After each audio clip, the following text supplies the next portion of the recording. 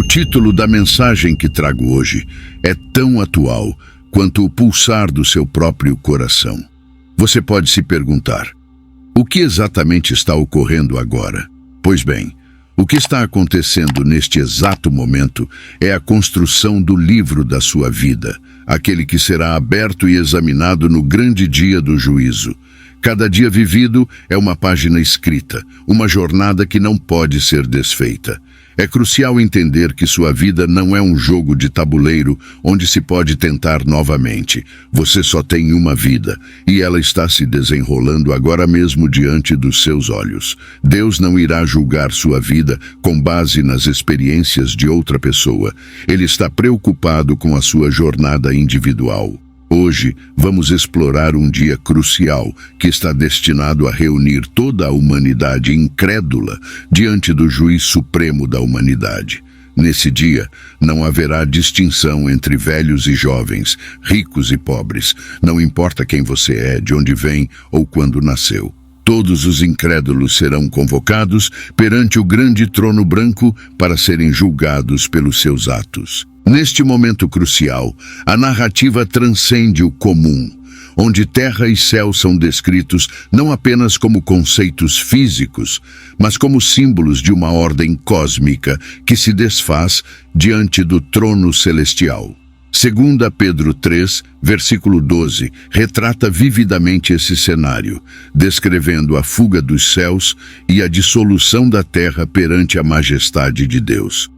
É uma visão que vai além da simples transformação física. É uma reordenação profunda da própria realidade.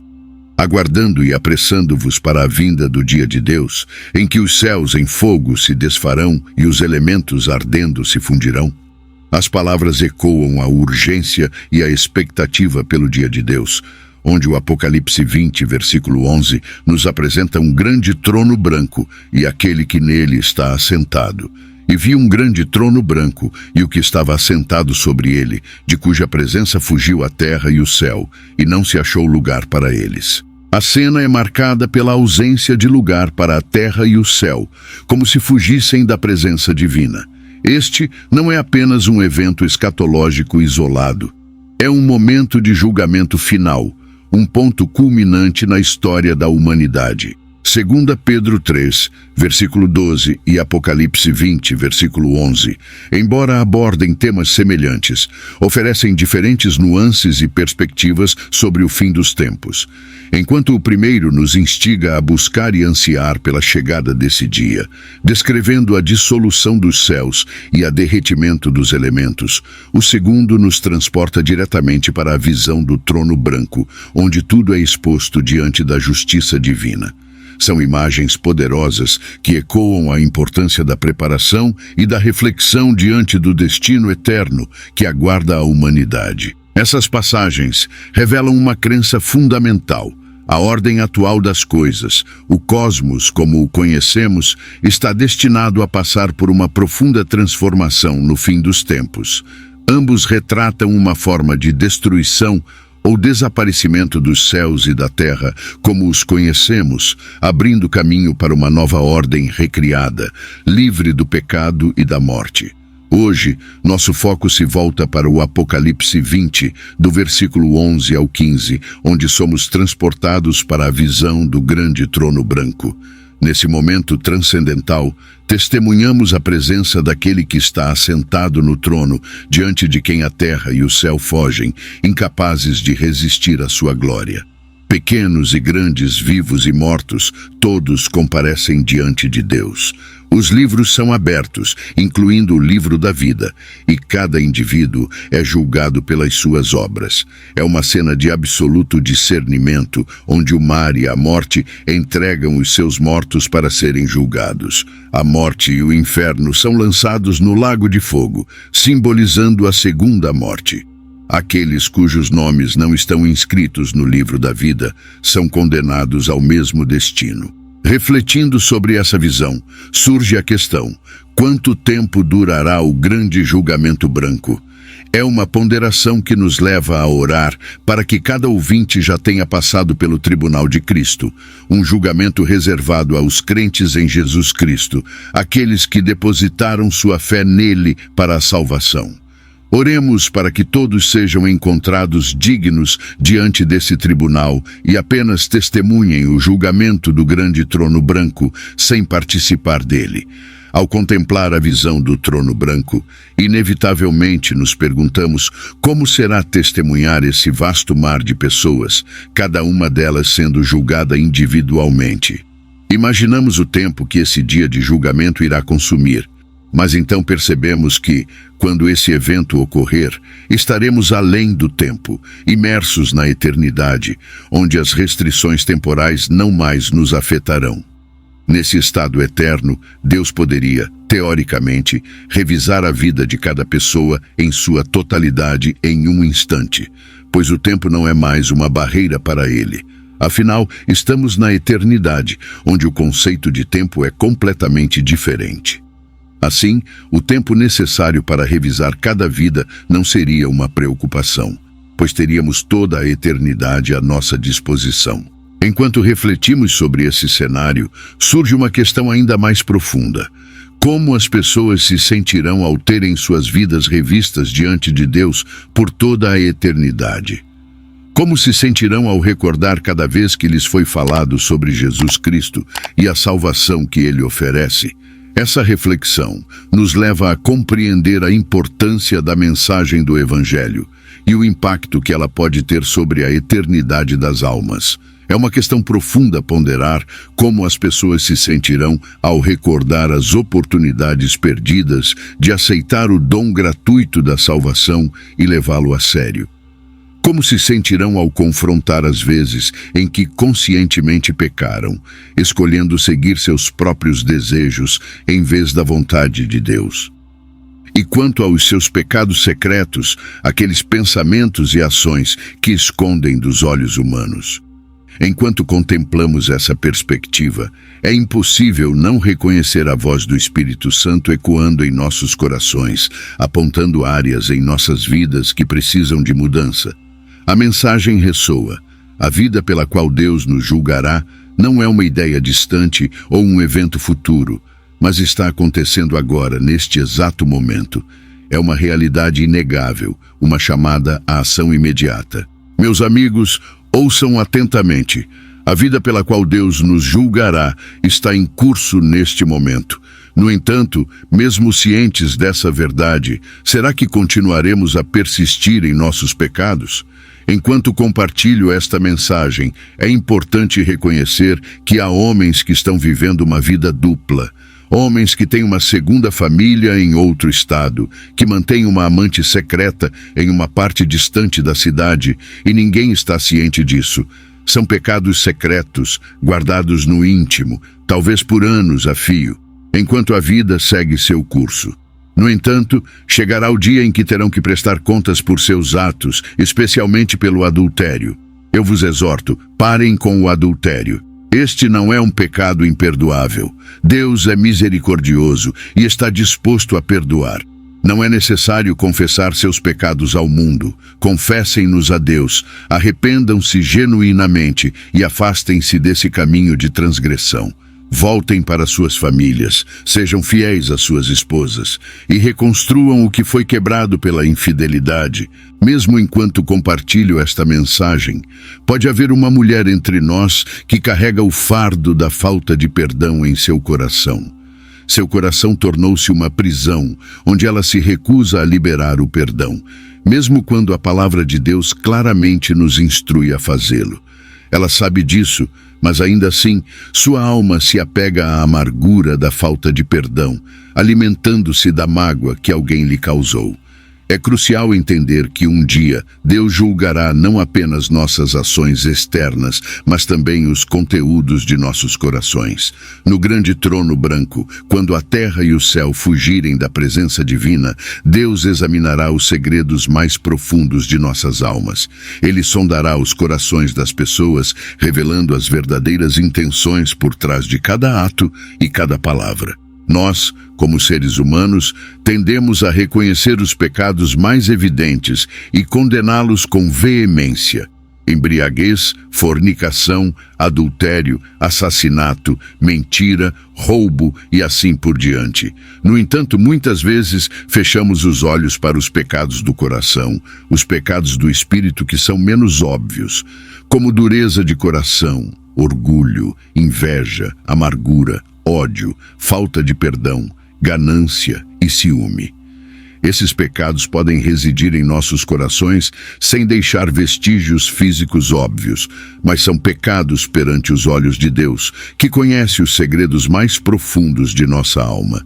Enquanto minhas palavras alcançam seus ouvidos, permitam-me ilustrar esse ponto com um exemplo.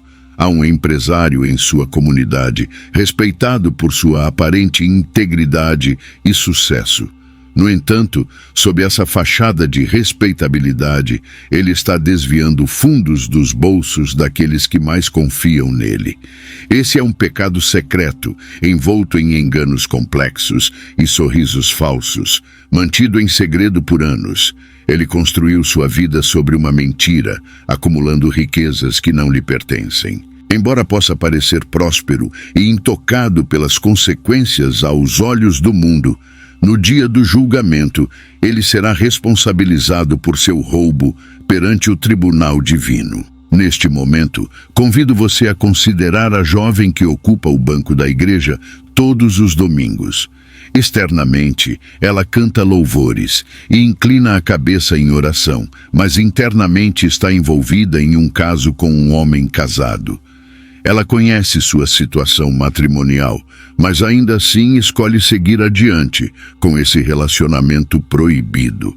É uma dança clandestina de sombras, mensagens secretas e chamadas telefônicas silenciosas, tudo acontecendo às escondidas. Para ela, parece ser um amor irresistível, mas na realidade é um pecado que ela esconde do mundo. A ilusão do segredo a convence de que está a salvo do julgamento, mas chegará o dia em que todas as suas ações serão expostas à luz. Este é o cerne da questão, meus amigos. A vida pela qual vocês serão julgados está ocorrendo agora mesmo. Diante disso, pergunto-lhes: como estão vivendo suas vidas? É verdadeiramente admirável ver pessoas que vivem como se fossem imortais, como se este mundo fosse o único lugar destinado ao homem. No entanto, como nos lembra o Salmo 90, versículo 10, nossos dias podem chegar a 70 anos ou 80 se tivermos forças, mas mesmo os melhores anos são cheios de trabalho e tristeza. Eles passam rapidamente e nós voamos para longe. A duração da nossa vida é de 70 anos, e se alguns, pela sua robustez, chegam a 80 anos, o melhor deles é canseira e enfado, pois passa rapidamente, e nós voamos. Este versículo reflete sobre a efemeridade da vida humana em contraste com a eternidade de Deus. A expectativa de vida mencionada, 70 ou 80 anos, era considerada uma vida plena na época em que os salmos foram escritos. Mesmo uma vida longa é caracterizada por lutas e dificuldades e passa rapidamente. É imperativo que aprendamos a contar nossos dias para ganharmos um coração de sabedoria. Devemos reconhecer a transitoriedade da vida e buscar a verdadeira sabedoria que vem de Deus, pois a vida é fugaz e a morte é inevitável. Por isso, devemos estar preparados para enfrentar nosso destino final. Ao longo da história, homens e mulheres se opuseram à morte, lutaram contra ela, tentaram adiá-la e fazer tudo ao seu alcance para negá-la. No entanto, a morte é inevitável e inescapável.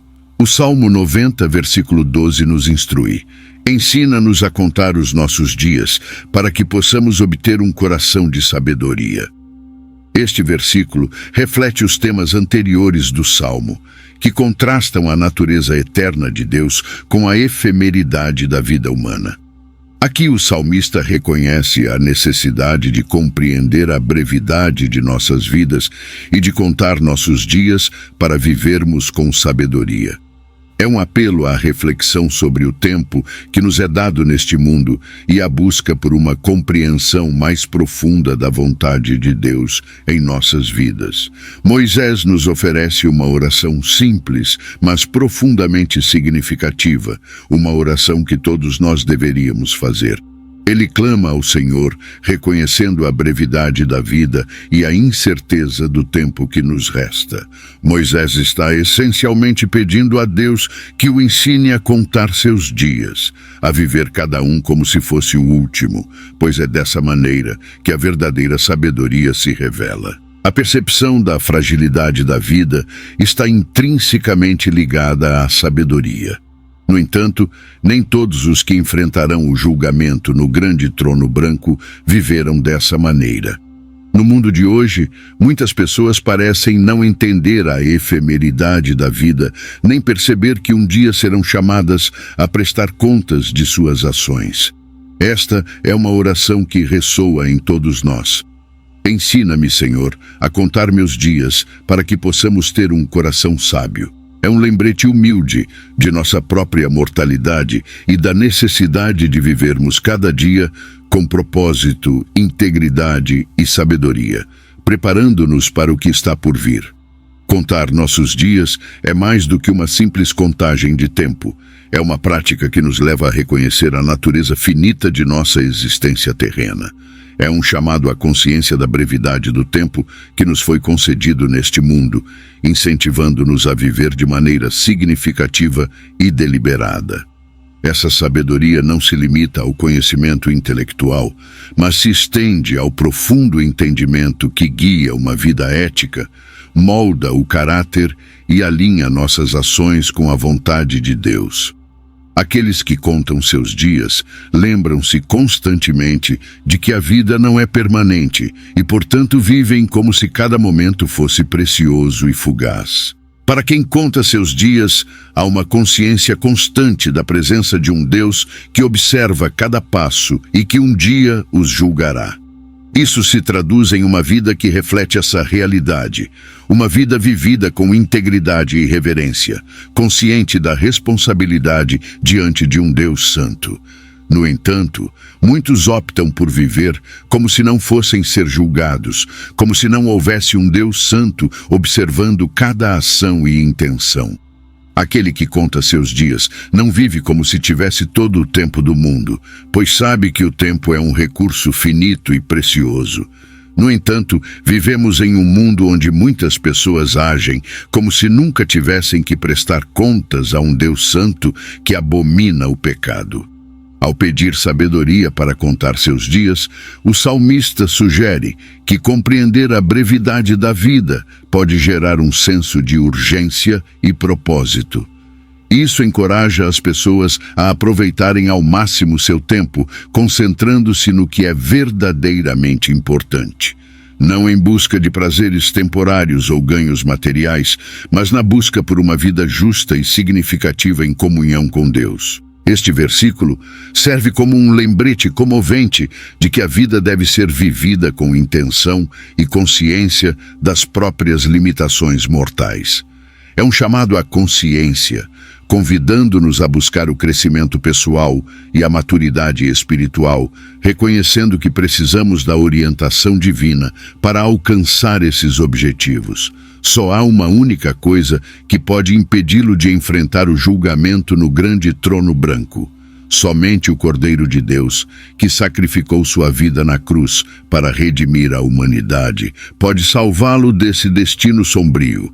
Apenas o Cordeiro de Deus pode resgatá-lo da segunda morte e da eternidade no lago de fogo. Esse Cordeiro é Jesus Cristo, o Redentor, o Messias, o Rei dos Reis, o Filho eterno de Deus e o Criador do universo. Hoje, neste mesmo dia, ele está pronto para perdoar seus pecados e oferecer-lhe a oportunidade de passar a eternidade ao lado dele. Você encontrará alegria e paz ao seu lado por toda a eternidade. Por isso, o Salmo 90, versículo 12, nos lembra: ensina-nos a contar os nossos dias para que possamos ter um coração de sabedoria. Não nos foi prometido o amanhã. Agora é o tempo designado. Hoje é o dia da salvação. Pense em Jesus Cristo, o Filho de Deus que assumiu uma natureza humana e nasceu como uma criança nesta terra. Ele veio ao mundo como um bebê, nascido do ventre da Virgem Maria, e viveu entre nós, compartilhando as mesmas experiências e desafios que todos enfrentamos. Ele respirou o mesmo ar, comeu a mesma comida e derramou lágrimas nesta terra como você e eu. Durante 33 anos, ele caminhou entre nós, esse Deus Santo que nos criou, habitando em um mundo mergulhado em pecado e tentação. No entanto, mesmo diante de todas as adversidades, ele nunca pecou. Ele foi perfeito em todos os sentidos. E então chegou o momento em que ele voluntariamente deu sua vida, pagando o preço que nenhum homem ou anjo poderia pagar. Ele foi crucificado, experimentou a morte e foi sepultado por 3 dias. Mas a história não termina ali. No terceiro dia, Jesus ressuscitou dos mortos, demonstrando seu poder sobre o pecado e a morte. Ele ascendeu aos céus, completando assim sua missão redentora. Tudo isso foi feito para que você pudesse ter vida, para que pudesse desfrutar da presença de Deus no céu. Você já parou para imaginar como será estar no céu diante do seu primeiro amor, Jesus Cristo? Você conhece tudo o que ele fez por você, conhece os horrores do inferno e sabe que ele te salvou dessa condenação eterna. Imagine o momento em que você verá o rosto de Jesus no céu, sabendo que se houvesse alguém merecedor do inferno, seria você. No entanto, você não está no inferno, não por causa de algo que fez, mas por causa de tudo o que Cristo fez por você. Apenas imagine a profundidade do sentimento que tomará conta de você ao ver o rosto de Jesus no céu. Será uma experiência tão tocante, tão comovente, tão sobrecarrega, que as palavras da nossa língua não serão suficientes para descrevê-la. É minha oração sincera que esta mensagem penetre profundamente em seu coração e mente, e que você seja transformado pela graça e pelo amor inigualável de Cristo. Ora, onde quer que você esteja, lembre-se de que meus dias nesta terra estão contados e devo viver de uma maneira que reflita a proximidade dos minutos finais antes da vida eterna. Vamos voltar nossos corações para um momento crucial na narrativa sagrada, um período marcado pelas peregrinações e pela natureza selvagem da jornada dos israelitas. Neste cenário histórico, Moisés enfrentava um grande luto pessoal pela perda de sua querida irmã, Miriam, e de seu irmão, Arão, o sumo sacerdote. Eles representavam uma geração que testemunhou os poderosos atos de Deus no Egito, que atravessou o Mar Vermelho em terra seca, mas não pôde cruzar o Jordão para entrar na terra prometida. Em vez disso, foi a próxima geração, nascida no deserto, que teve o privilégio de herdar a terra que manava leite e mel. Entre todos aqueles que antes foram escravos no Egito, apenas Calebe, filho de Jefoné, e Josué, filho de Num, foram escolhidos pelo Todo-Poderoso para colocar os pés na terra prometida. Moisés, o grande líder e legislador, enfrentou um período de profunda perda pessoal. Além de lamentar a perda de seus irmãos, ele suportou a dor de testemunhar a morte gradual de sua própria geração, o povo que ele liderou para fora do Egito, sem alcançar a terra prometida. Embora tenha sido agraciado com a visão da terra à distância, o limiar de Canaã permaneceu uma fronteira que ele não cruzaria. Neste momento crucial da história, Moisés demonstrou uma aceitação de sua própria mortalidade e da justiça inabalável de Deus. Em sua oração, registrada no Salmo 90, do versículo 1 ao 5, ele reflete sobre a eternidade de Deus e a brevidade da vida humana. Senhor, Tu tens sido a nossa morada em todas as gerações. Antes que as montanhas nascessem, ou que Tu formasses a terra e o mundo, desde a eternidade até a eternidade, Tu és Deus. Tu fazes o homem voltar ao pó e dizes: retornai, filhos dos homens. Pois 1000 anos, aos Teus olhos, são como o dia de ontem que passou, e como a vigília da noite. Tu os levas como uma corrente de água, são como um sono, de manhã são como a erva que cresce. Essas palavras nos levam a refletir sobre a transitoriedade da vida e a eternidade de Deus, nos convidando a considerar nossos momentos finais antes da morte. Este homem, esse profeta, esse grande líder, Moisés, encontrou um tremendo conforto ao testemunhar a partida de seus amigos, colegas e parentes. Seu coração encontrou consolo ao reconhecer que, independentemente de quem vem e quem vai, seu Deus está sempre presente, sendo sua morada eterna. Em momentos de contemplação sobre a mortalidade, Moisés buscava a presença de Deus em oração, encontrando conforto na certeza da eternidade de Deus. Essa prática de lembrar a eternidade de Deus e a transitoriedade da vida humana é algo que devemos fazer diariamente. Ao longo dos milênios, bilhões de pessoas nasceram e faleceram, mas Deus permaneceu como a morada eterna para todas elas. Mesmo quando partirmos desta terra, Ele continuará sendo o Deus das gerações, testemunhando o fluxo constante de pessoas que entram e saem da vida terrena. Este salmo é uma meditação profunda sobre a natureza eterna de Deus, em contraste com a fragilidade transitória da vida humana. É um lembrete poderoso de que, enquanto nossa existência aqui é efêmera, Deus permanece como nossa morada eterna, guiando-nos da eternidade passada até a eternidade futura. O Salmo 93 ressalta a mortalidade humana, lembrando-nos da natureza transitória da vida em contraste com a eternidade de Deus. Ele afirma: Tu transformas o homem em destruição e dizes: retornem à terra, ó filhos dos homens mortais. Esta passagem é uma recordação impactante da nossa finitude e do destino comum a todos os seres humanos. Essas palavras ecoam o julgamento sobre Adão após a queda, conforme registrado em Gênesis 3, versículo 19. No suor do seu rosto você comerá o seu pão até que volte à terra, visto que dela foi tirado, porque você é pó e ao pó voltará. Este versículo nos lembra da origem humilde do homem e do destino compartilhado por toda a humanidade: retornar ao pó. É uma reflexão sobre o poder de Deus, sobre a vida e a morte, destacando que nossa existência é frágil e temporária. Reconhece-se que a vida humana está nas mãos de Deus e é por seu decreto que nossos corpos retornarão à terra. É crucial lembrar que não temos controle absoluto sobre nossas vidas, mas confiamos no plano divino que guia nosso destino. A parábola do rico tolo, narrada por Jesus no Evangelho de Lucas, é uma história que nos faz refletir sobre a importância de uma perspectiva espiritual diante da vida terrena. Nela, um homem rico se depara com uma colheita abundante e decide construir celeiros maiores para armazenar suas riquezas, planejando viver despreocupadamente, desfrutando dos seus bens. No entanto, Deus o adverte de sua mortalidade iminente, mostrando-lhe que sua vida pode ser requerida a qualquer momento. A parábola conclui com a lição de que acumular riquezas sem considerar a riqueza espiritual é uma tolice, pois a verdadeira riqueza reside em estar em comunhão com Deus.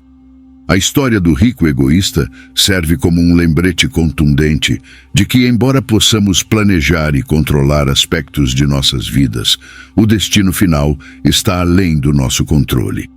A vida é frágil e efêmera, e a eternidade pode nos alcançar em um instante.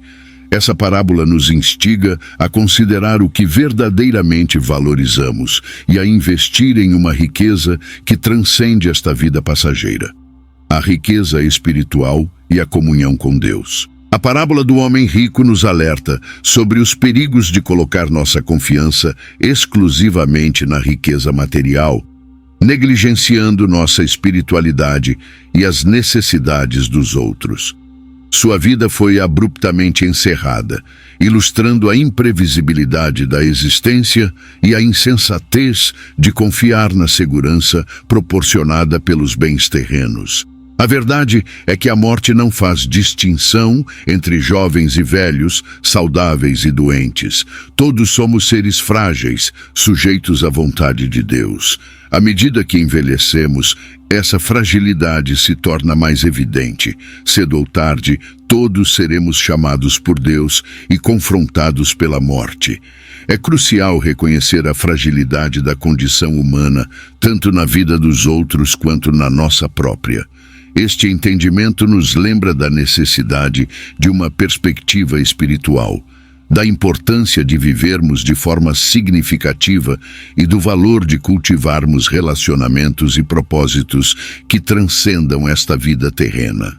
O tema da transitoriedade é comum na literatura sapiencial e serve como um lembrete da importância de vivermos nossas vidas à luz da eternidade e reconhecermos os limites do nosso controle sobre nosso destino.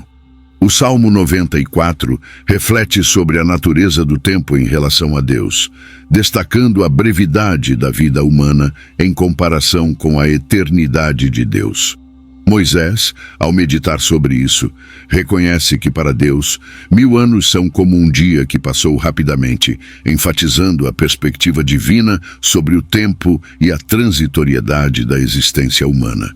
Isso nos convida à humildade e reverência diante de Deus, reconhecendo nossas próprias limitações e a soberania de Deus sobre todas as coisas.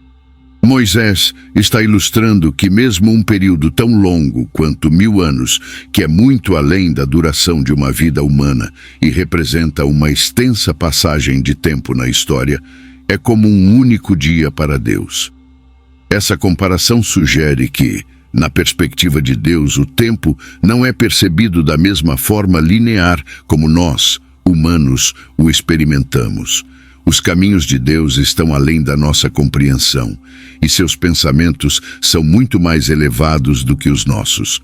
Ao comparar 1000 anos a uma vigília noturna, que normalmente se refere a um curto período de algumas horas de vigília durante a noite, Moisés enfatiza ainda mais a brevidade e a insignificância do tempo em comparação com a eternidade e a grandeza de Deus. Este trecho ressalta a brevidade do que os seres humanos consideram uma longa vigília noturna, que é passageira e facilmente esquecida.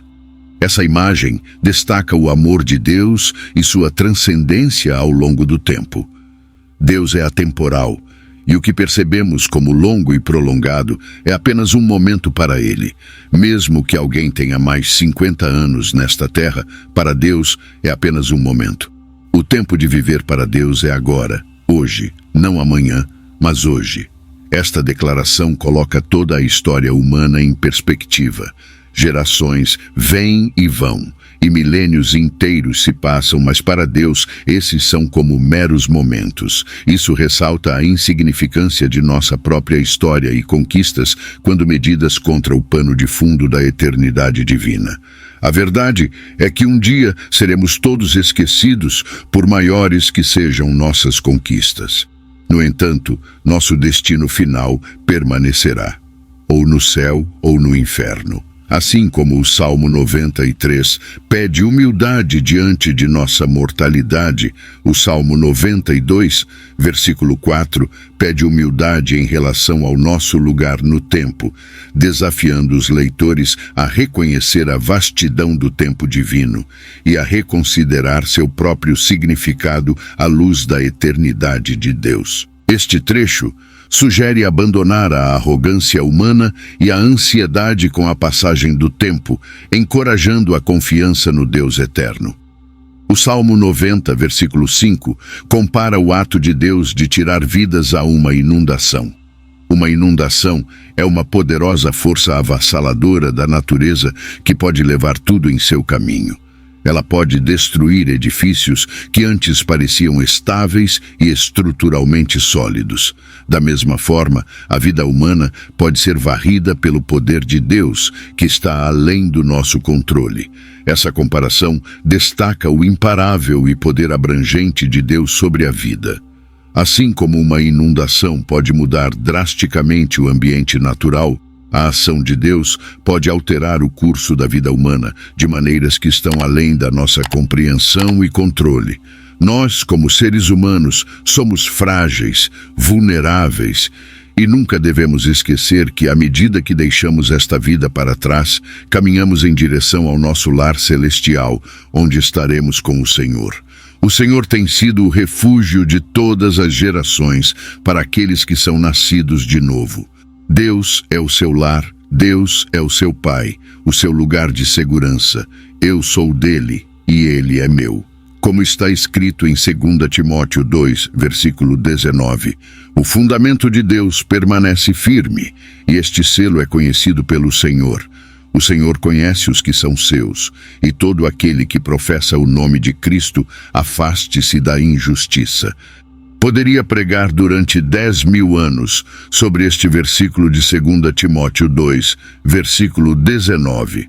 O Senhor conhece aqueles que são seus, em todas as partes do mundo, nas grandes cidades e nos lugares mais remotos.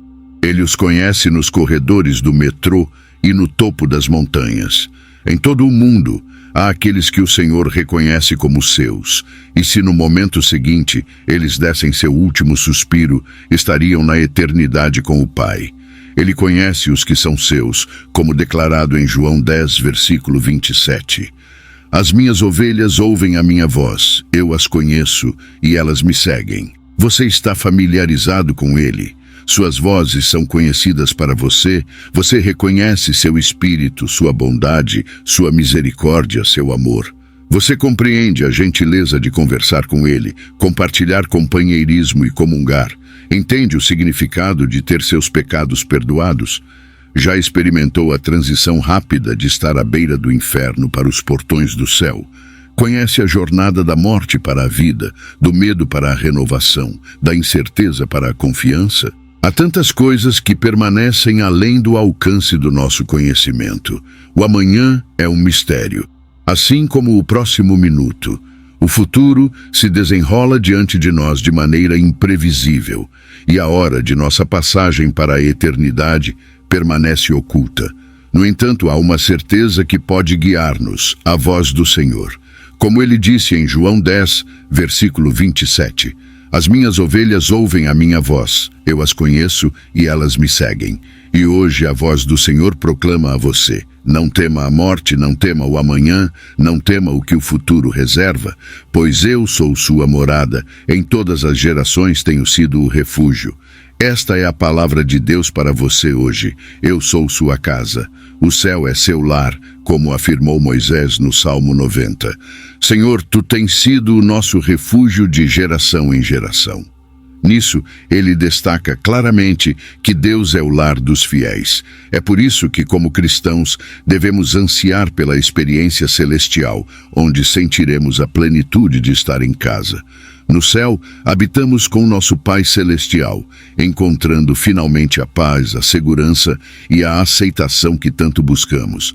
Assim como se sente em casa, significa estar em um lugar de conforto, amor e aceitação. O céu proporciona essa experiência em sua plenitude.